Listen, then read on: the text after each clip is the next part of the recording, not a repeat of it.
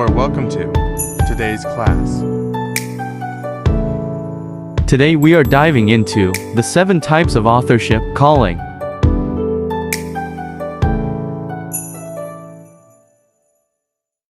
The truth of the matter is, so long as we are not carrying the same call and mandates, that means we are not producing same of kind product. I am going to teach you the 7 kinds of writers or authors we have. Furtherance: each of these 7 types of authors possess a unique drive and rationale behind their write-up, as they don't just write for writing sake. However, they contribute to the literary world in diverse ways by addressing personal, social, or universal themes, matters, or issue. Let's get started. The first kind of writer or author on my list is the personal storyteller. This type of writer or author mostly write with evidence, experiential knowledge. They feels compelled and propelled to share their own life experiences, whether they are moments of joy, hardship, or personal growth. The personal storyteller writes to connect with others through authentic, often emotional storytelling without any fiction. They aim to inspire, inform, or help others by presenting how they have navigated their own unique challenges or triumphs. They mostly write with proof such as date, season, location, pictures, etc. Could this writer's books be called biography? Well, it may fall in that category, though, as you may believe it. Let everyone keep his or her perspective about this. Now let's look deep into it. A biography book is a factual account of someone's life, written by another person. The purpose of a biography is to give an accurate, researched, and often comprehensive account of a person's life, highlighting important events, achievements, and influences. Biographies tend to be objective and focus on historical accuracy, providing details that the subject might not have included themselves. Key points: written by someone else.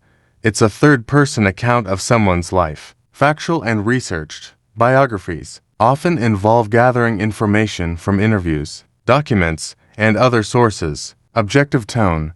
The goal is to provide an unbiased account of the person's life. Focus on the subject's entire life or major events. Biographies usually cover a wide scope of a person's life, from their birth to their death or current achievements. Example: when you write a book about your pastor or manager after his or her demise, the book is biography, because it will covers the entire life of the pastor or the manager, based on extensive research you might have done by asking or interviewing people to tell what they know about him or her. Also, by reading the materials of the person is only available. On the other hand, by means of historical facts, this book can be written. Storybook, also called memoir or autobiography. This book is interesting. When an author tells their own story, it is typically in the form of a memoir or an autobiography. The difference between these and a biography is that they are written by the person whose life the book is about. I mean, the writer is the same as the author. He or she is not dead, and the book is wrote by the person, him or herself. A memoir focuses on specific experiences or themes in the author's life, while an autobiography is a broader account of the author's entire life. Key points: written by the author themselves.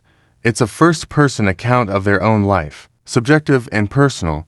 The author shares their personal perspective, emotions, and experiences. Selective focus. Memoirs often focus on key moments or themes in the author's life, while autobiographies cover a broader scope, emphasis on storytelling. While facts are important, the author's reflection on their experiences and their personal journey are central to the book. Example: My Boy Charles, by Archbishop Charles. A Gunasar is a memoir where the man of God spelled out his personal story, focusing on specific life experiences that shaped him to become who he is now. In conclusion, a person who has survived a life-threatening illness might write a memoir about their journey, sharing how they found strength and hope through the experience. The second type of author is the teacher or mentor. This type of author's calling is to educate and guide others. They want to impart knowledge, whether it's about a specific skill, philosophy, or life lessons. These writers often focus on nonfiction and aim to simplify complex ideas, making them accessible to readers and simple to the level of their understanding. They have a desire to see others grow and succeed in all their endeavors. Most at times people who write this book are the epitome of what they write. If the book must be about medicinal guidelines, the author must have been to medical school before, or probably in his or her circle is full of medical doctors, meaning such author has a lot of medical doctors as friends. If it has to do with relationship books, the author might have gone through series of relationship or perhaps has been to counseling school. Others too will not go through couple of relationship, but by proper studying and observation, may have something to talk about relationship. More times this knowledge is not tested by the author, and may not be able to stand if what is written should test him or her. It is dangerous to write because that is what you think everyone want without having anything to do with that theme. At least, whatever book you may be able to write, you should have someone or two personal experience behind. Example will be a successful entrepreneur who might write a book on how to build a business from scratch, offering step-by-step instructions and advice. The third author has to do with the fiction creators. The fiction creator's calling is rooted in imagination and creativity. They are driven to build entire worlds, characters, and plots from their mind. You can call them the novel writers. They are absolutely good in crafting. They can craft a story that entertain, provoke thought, and allow readers to escape into different realities altogether. Their writing is often shaped by the desire to explore human emotions, relationships, and the intricacies of life through fictional scenarios. Their works are never real but can create reality in one's mind. Example is an author who loves exploring the complexities of human nature, might write a novel about a group of individuals struggling with ethical dilemmas in a dystopian society.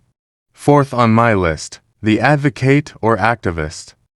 Advocate or activist authors are passionate about specific causes and feel a deep sense of responsibility to address societal issues through their writing. Their calling is to raise awareness, spark change, and influence public opinion. They often write nonfiction, essays, or even fiction with strong messages about social justice, human rights, environmental conservation, or other pressing concerns. Example, an environmentalist might write a book exposing the dangers of climate change, urging readers to take action to protect the planet. Fifth, the explorer. The role of the explorer author is vital in the world of authorship, though they may not be explicitly called into the vineyard. By nurturing the desire and actively pursuing it, they earn their place. In my book Age 18, I explore this concept in depth, especially in relation to young people. Explorer authors are driven by a deep curiosity and a thirst for discovery.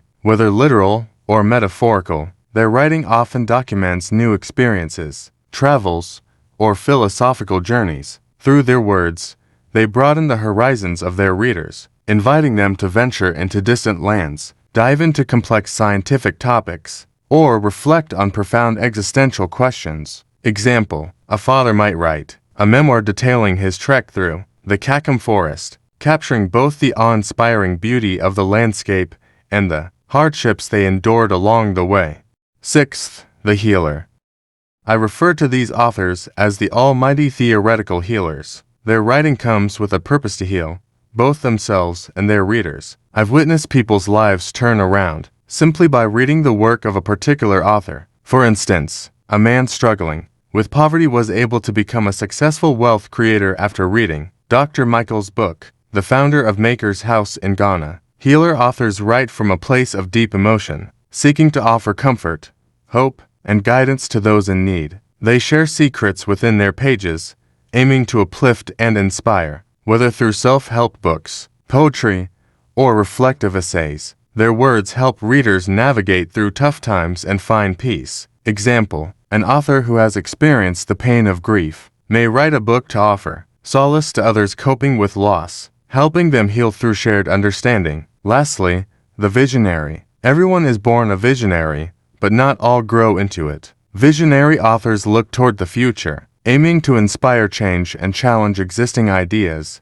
They often write speculative fiction, manifestos, or thought-provoking nonfiction, pushing the boundaries of what's possible. Their works may focus on igniting movements or sparking innovation. These authors ask their readers to imagine a better world, even in times of despair. Their books are often found in libraries, where they continue to influence generations. Visionaries plant seeds for the future, encouraging readers to think beyond the present moment. Example: a tech enthusiast might write a speculative fiction piece imagining a future where artificial intelligence reshapes society, raising questions about the moral implications of advancing technology.